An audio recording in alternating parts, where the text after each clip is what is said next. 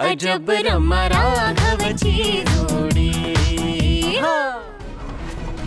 तर असे एक काम कर, ठमी समोर असा मोडून पडू नकोस, नाही तर तिला कोण सांभाळणार? आता तूच तिला सावरायचं आहेस, कळलं?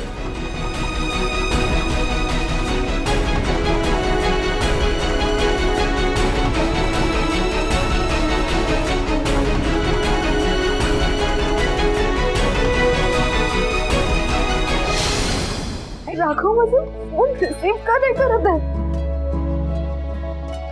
नेमकं काय घडलंय तिथे? डॅड अंकल गुरुजींना काय बोलतात की राघव माझा रागवलाय का? काय झालंय तिथे मला कसं कळेल?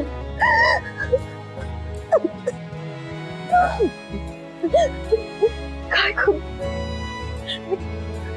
मी आईंना कॉल करते। नाही नको आईंना कॉल करायला नको। राघव मला फोन करेल ना, त्याच्यासमोर अंकल गुरुजी असतील म्हणून त्याने फोन उचलला नसेल, पण तो मला कॉल बॅक करेल। तो मला कॉल बॅक करेल। यापुढे तू आणि राघवनी एकमेकाचं तोंडही बघायचं नाही।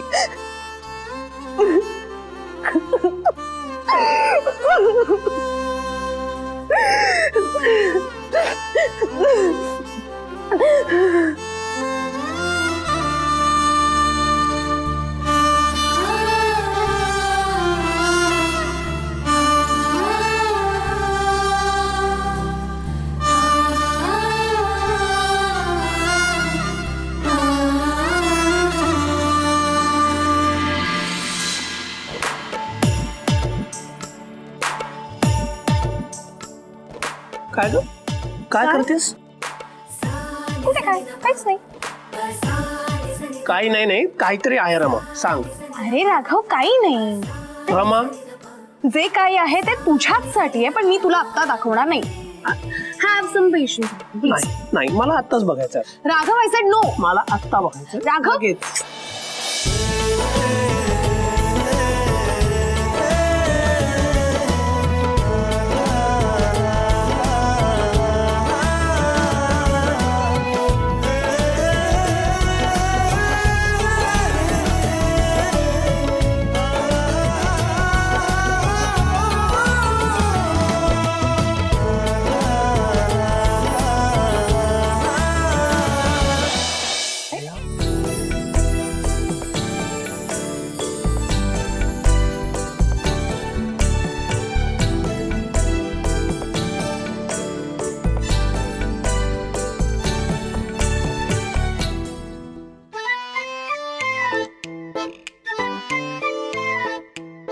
अरे वा, किती सुंदर विणकाम केलंय सर। रमा,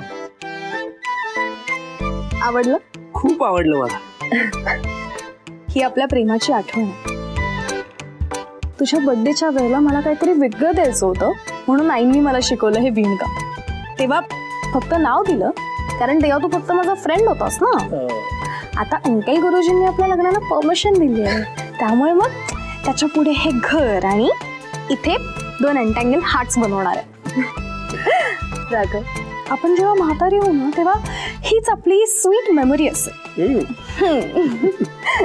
ह्या सगळ्या मेमरीज आपण छान जपून ठेवू। रमा, लाडूबाई नाही, वेडाबाई आहेस तू, वेडाबाई। अगं अजून आपल्या लग्नाचा पत्ता नाही आणि तू सरळ म्हातारपणापर्यंत पोहोचलीस। मगाची मला म्हणत होतीस हॅव सम पेशन्स, आता तुझे पेशन्स कुठे आहेत? ए हॅलो, माझ्याकडे ना खूप पेशन्स आहेत। ओके, अच्छा, मी अगदी म्हातारपणापर्यंतचा प्लॅन केलाय, कारण मला तुझ्यासोबतच म्हातारं व्हायचंय।